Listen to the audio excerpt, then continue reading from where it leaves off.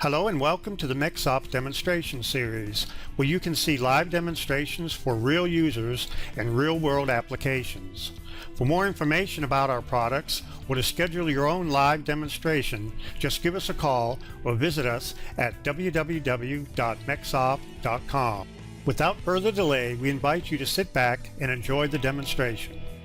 And as you notice, VisualCAD CAM 2017 has just been loaded. And then I would go up to the file menu to open the file. So the file that you've sent us is over here, the STL file. So I could either just do a file open in here, or I can just drag this file from the Windows Explorer into VisualCAD CAM's workspace. Okay, so we got the part loaded in here. Is this part supposed to be in millimeter units? It should be, yep. Okay, all right. And this looks like a table leg, is that right? Yes. Okay.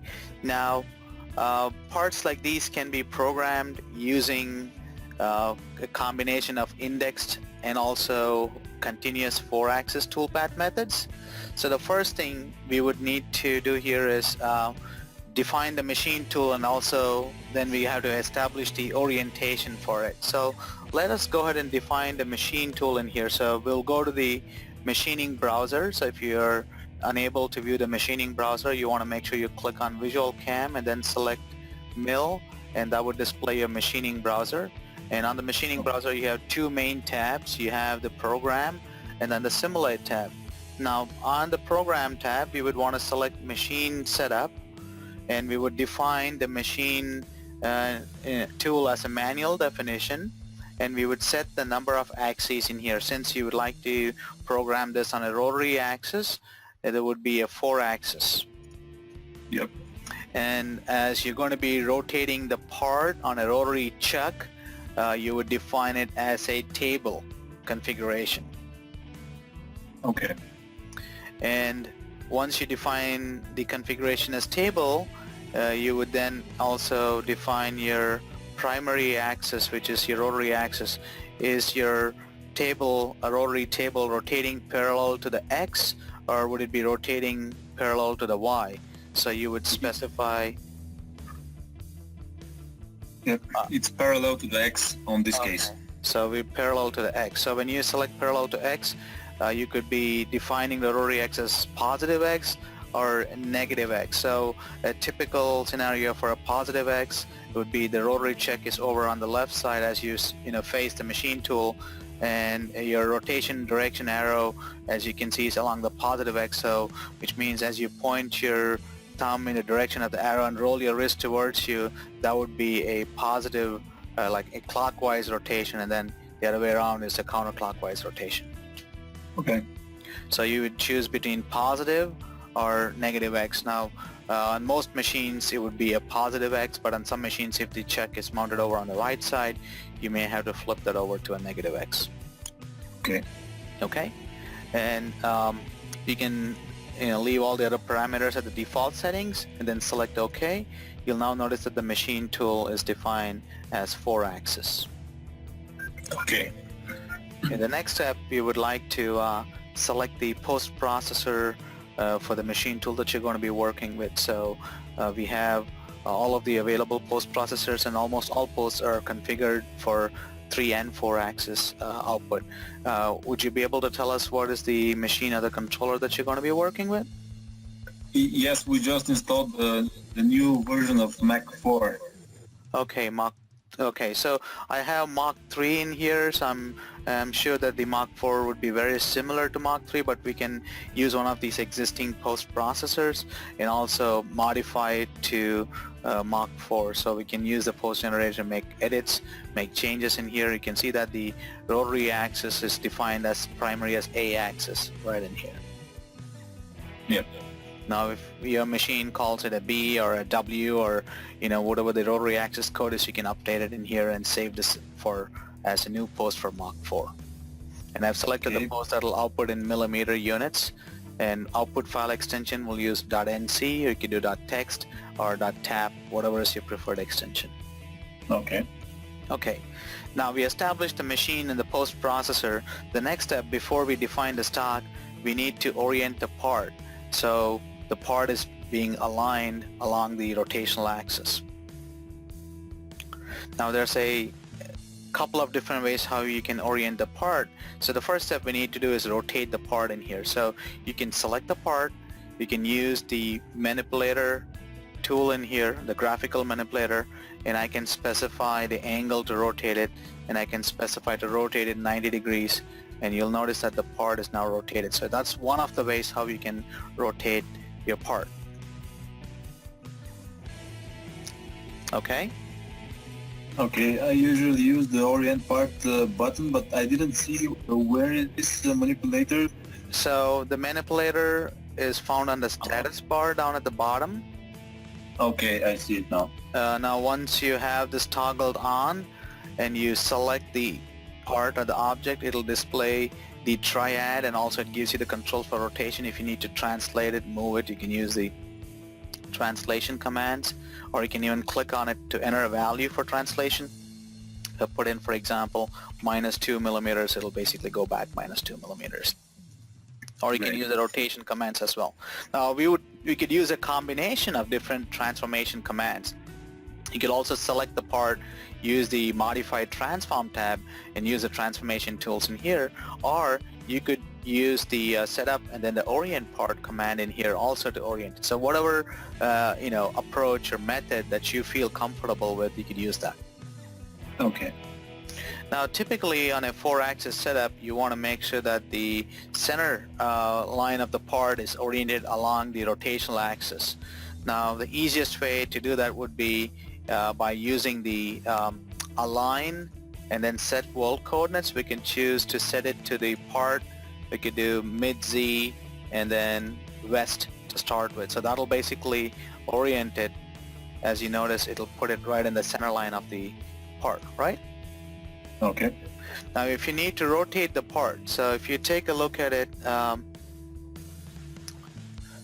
the part, if you need to, the initial orientation, as you take a look at it from the top view, right, that would be the initial orientation. Now do you need to further rotate the part? Do you want to make any changes or to the orientation? You could always do that. Okay. So if you need to rotate it on the Z-axis, you can select the part and use these controls if you need to rotate it, or you can even specify an angle in here to rotate it about, I could say 45 degrees, and I can rotate the part to the initial orientation. Okay? So now if you take a look at it from the 4 views, the part is oriented, and also I do see that some areas on the part are below the rotation center, like for example these areas. If you draw a center line in here, some of the areas are below the rotation center.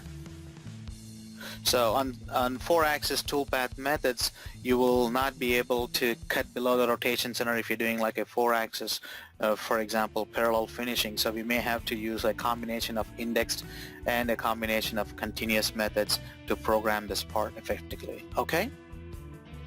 Okay. All right. Now, any questions so far? Can we move the parts so there are no parts below the 0 line? Yeah, so meaning this section in here, you want to move it up slightly. I could say move it up by 2 millimeters. That was too high. I can go down maybe -1 millimeter. So now we moved it, but then you have a little portion that's sticking below the rotation center in here, right? So I'm going to go down by -0.5.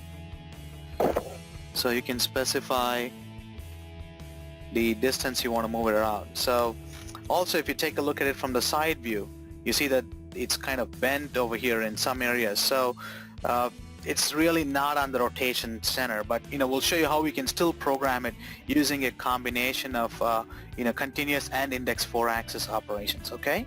Okay. Yep. All right. Now let me create the stock in here. Would you be starting out with a rectangular stock or a round stock, a cylinder stock? Rectangular. Rectangular. So we'll create a box stock in here. We'll select copy model bounding box, and it displays the length, width, and the height. So it shows that 13, 14, so it looks like the part seems to be the units. If you look at the length, width, and the height, the actual, even though we are in millimeter units, these look to be smaller, so it may have been, inch units. So does the model needs to be scaled, or what is the extent of the part that's supposed to be in? It should be around 35 centimeters, so 350 millimeters. I think we should scale that. Okay, so the part what we imported, that's in centimeters. So if you look at the length, do we need to scale that by 10 times? Because centimeter to millimeter is a 10 time, right? Yeah, but I think the original length of the leg was 35 centimeters, so I think we should scale that in 20. I don't know, this was bought by some website, so Okay. I really don't know which units were used. So we could do a transform and a uniform scale, and then we can specify the length. You can specify the length in here. So if that needs to be, you said 35? Yep. So yeah, if it's 35, you're basically scaling it about 2.596. Is that in millimeters? Yes, it is it is now representing the length would be 35 millimeters. I meant 350. Okay, should be 350 millimeters. Okay, so it'll be 25.9. So basically, it looks like I need to scale it to inches. 25.4 gives you the conversion factor in here. So we'll just do a transform and a scale, and we'll scale it to 2 millimeter. We just need to scale it by 25.4, and that'll do it. Okay. So that'll bring it to 342 millimeters and 130 and 130. That Perfect. should be correct. Okay, so now I rescale the part. If I go back and go to quad view, you can see that the part is scaled, and I'm going to go back and redefine the stock in here. And now you'll notice that the length shows as 342 millimeters, the width is 130, and also the height is 130 millimeters, a little over 130. Okay. Now I can extend the stock if the stock that you're going to be starting with is going to be larger than this in terms of length, width, and the height. You can always specify these dimensions in here. Now for the purpose of demo, would you like me to leave it the way it is, or would you want me to change the stock dimensions? It's okay. Alright, so we'll accept that, and then we'll go back and align set world coordinates. I'm going to pick set to stock, mid Z, and west. You can establish the XY0, Z0 over here, mid Z and west, or you could put it to the top. So depending on, where you would like to establish your XYZ0. So if you take a look at the stock, currently your XYZ0 is defined right over here. The center in the Z axis, and also center on the X and Y and the back face of the part. We usually work like this. Yep. Okay, is this a good place to set your XYZ0? Yes. Okay, perfect. Now the next step we want to do is make sure the rotation center is on the center of the stock blank. So you can go to machine, and you want to make sure that the rotary center in this case is 0, 0, 0. Okay. Okay? Alright, so we established the part, we established the stock, we established the origin. We are now ready to program some toolpaths. So first I'm going to just hit save to save off the work in here. Okay. So we'll save the part, and then we'll continue programming it. Any questions so far? No. Okay.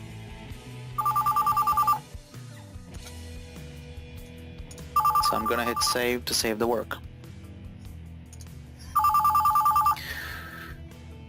So now we're going to go ahead and program some toolpaths. The first step is you need to create some roughing operation where you're going to be, roughing it out in levels, where you'll be basically going from the initial stock that you have down to the actual part itself. So that would be done using an indexed operation. So we would start with the roughing process. I'm going to use 3 axes. We'll select horizontal roughing. Okay. and then I'm going to specify a tool in here, and we could start with a 1/2 inch or 3/4, whatever size end mill that you'd like to go with. Do you have a preference on what size tool would you like to use? No. Any Okay. of those is... So I'll use a 1/2 inch. We'll go to set the feeds and speeds. We can specify the clearance. So very similar to how you program 3-axis operations in here. You specify your cutting conditions where you can set the tolerances in here. For roughing, I'm going to go with 0.05 tolerance. Stock to leave, I could say leave 1/2 millimeter of stock above the part in the roughing process. Choose your cut direction in here. Specify your step over. In the cut levels, we would want to specify a step down and probably just go halfway down. So I can specify the step down to be like a mid-plane, right? Or I can go slightly below the mid-plane. I could say -2 millimeters, maybe slightly cut below the mid-plane. Okay? Or you can specify the value in here. You can even use the pick option in here to pick a point, and you can say you want to snap to a point near, and I can just go pick the point, and that'll determine that value is slightly over 3 millimeters mid-plane. Okay? Okay. And then you can specify your engage and retracts, any advanced cut parameters, like if you want to perform arc fitting. So typically I do the arc fitting to be the 2 times of this tolerance in here, so which is 2 times perform arc fitting. Okay? Okay. And then select generate. So in this process, a 3-axis roughing operation is generated based off the part and the stock geometry. So we now have a roughing operation program, and it's roughing it from the initial orientation where your rotary table is at 0 degrees. And you can always control the parameters, your step overs, step downs, and in how many number of passes you would like to rough it. So I'm going to do a pause and then pick simulate to end, and this shows the roughing process from the top side. Okay? Okay. Now we would like to rough it from additional sides. I would use an indexed operations. I would go under setup. So I need to rotate the rotary axis or the rotary table, and in this step I'm going to rotate it by 180 degrees. And they'll pick OK to accept it. So now the Z-axis, as you can tell, is inverted, which means the rotary axis would be rotated by 180. So you're seeing the display of the world coordinates. The ones with the labels X, Y, and Z are the world coordinates, and the ones without the X, Y, Z labels are the machine coordinates. You can actually toggle off the world coordinate system display by selecting hide or show WCS. So that way what you're looking at is the machine coordinate system display. You have the setup 1 is your rotary table is at 0 degrees, and then the setup 2, which you just rotated it by 180 degrees. Okay. So the rotary table would be rotated by 180 degrees. And now I'm going to program the roughing operation in here. Right click on it, select copy, and then I can paste it below setup number 2, and I can make any changes in here that are needed for the cutting parameters. I can adjust the Z value in here. I can lower it, or I can specify how far I'd like to go, or just stop it at the Z0 plane, and then I pick generate. So in this process, it's going to compute the roughing toolpath after the part has been rotated by 180 degrees. So you don't have to rotate the part in VisualCAD CAM. We are just rotating the view, but we rotated the coordinate system by using this rotate table setup. Okay. So now you're noticing that the roughing is performed from the 2 sides. So in setup number 2, when we extract the G code, when we post it, we will have a command which is saying to the rotary to go A180. Yes. You could post the entire machining job. Right click and select post all. And when you post the entire machining job, in your posted code, you'll see that the A is output as 0 for the first setup. And then we would do a search for the next rotation. You will notice that the A goes from 0 to 180 degrees under the second setup. So the A goes from 0 to 180 for the setup number 2. when it rotates it. Okay? Okay.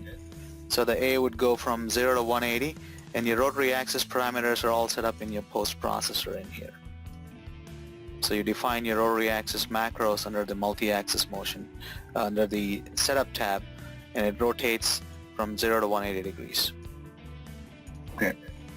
Okay. Now once you have programmed the two setups in here, so you have your 0 and you have a 180, right? So if you just post one of the setups, it'll output a 180 as well. And then you want to rotate it back to 0 to start the finishing process. Now if you want to program any additional operations in here, you can add some additional roughing operations as well. But in this step, I'm going to rotate it back to 0 degrees. So I'm going to rotate it back to 0, and I'm going to program a 4-axis finishing toolpath. So I'm going to use 4-axis, and in this particular step, I'm going to use a parallel finishing. We'll specify a tool for it, so I would like to use typically a ball mill for finishing process. I'm going to use a ball mill. Okay. And then specify feeds and speeds, specify clearance. Now when you do a 4-axis continuous operation, you'll notice that your clearance is represented as a cylinder clearance rather than just being a plain clearance as in 3-axis operations. Yep.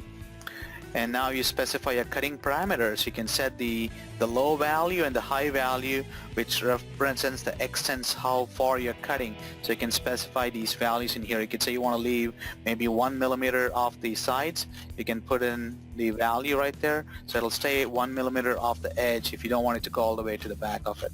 And the same thing can be done over here. You can keep it short by specifying you only want to go to 340 millimeters. You can set the low and the high values. Okay, so the tool doesn't go out. Right.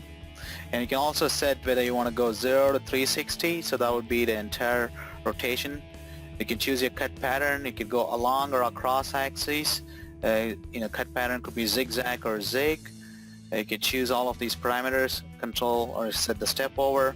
You can also control the step down in here. So if you have features that are dipping below the rotation center, I could say do not go below like a 1 millimeter or half a millimeter below the rotation center. So you can see that there's a small portion of this stock that's dipping below the rotation center. So if you draw like a center line, you will notice that there's a small portion that dips below the rotation center, right? Okay. So you can adjust the part and the stock part slightly to be above the rotation center, but if there are features, then you want to avoid that. So I can put in 1 millimeter, so anything that's below the rotation center, it's a radius of 1 millimeter, it's not going to, cut those areas. And now I'm going to select generate, and in this particular step, it's going to create a 4-axis finishing toolpath.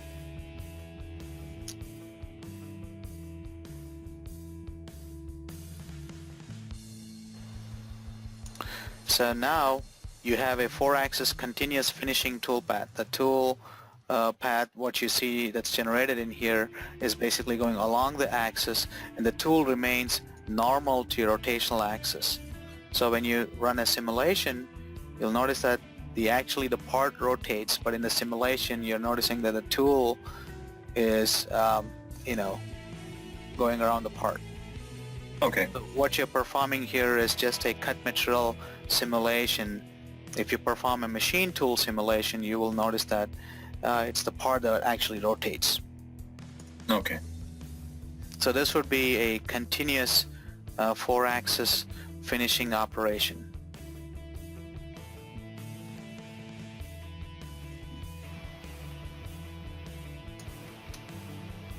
So you'll notice that on this particular part, for most areas, most part of it, we were able to program it using a continuous operation.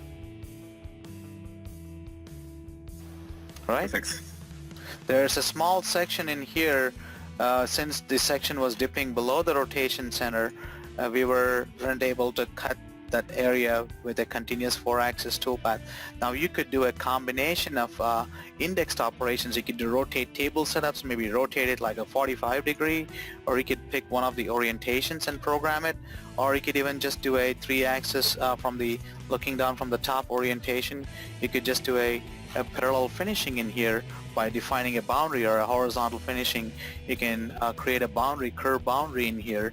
I could just use a a simple polyline, or I could even draw in a rectangle. So I'm just going to create a polyline in here, use the polyline command, and I could say this is the area I would like to go back and refinish. So I'm going to basically just create a little geometry right there, and then add a 3-axis parallel finishing operation. I can pick this as the cutting boundary, the containment boundary, specify the tool, and then set the cutting parameters. I could set the angle of cut, and then generate. So in this particular step, it's going to go back and create a finishing path just to program that particular area. Okay. So you can define specific areas, and then still do a combination of both index and continuous operations. Now when you post-process the parallel finishing, I'm going to do that right now, and you'll notice that in your posted code you have your A values, which represents your rotation axis code. You can see that the A goes from 0 and increments all the way to 360. Okay. So you have your x-axis, z-axis, and then the a-axis motions. Perfect.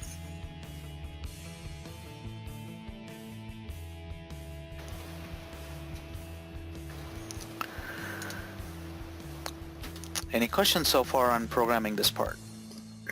No. Okay. It's all very clear. Okay, so this would be a typical workflow. There are several other types of 4-axis methods.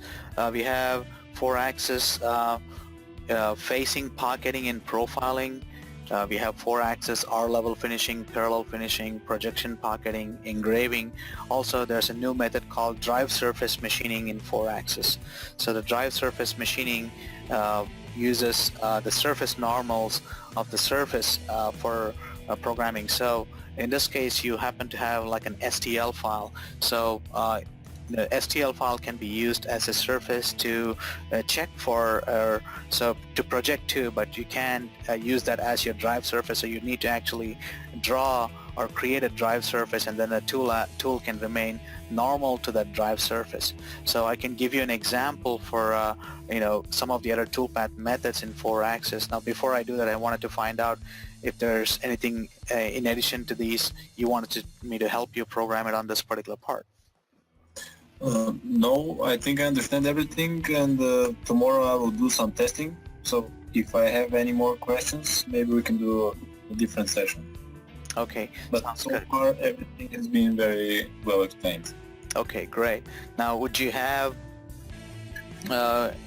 additional time available so I can give you a quick run through of some of the other 4-axis methods? Yes, let's see that. All right, great. Give me just one moment, please.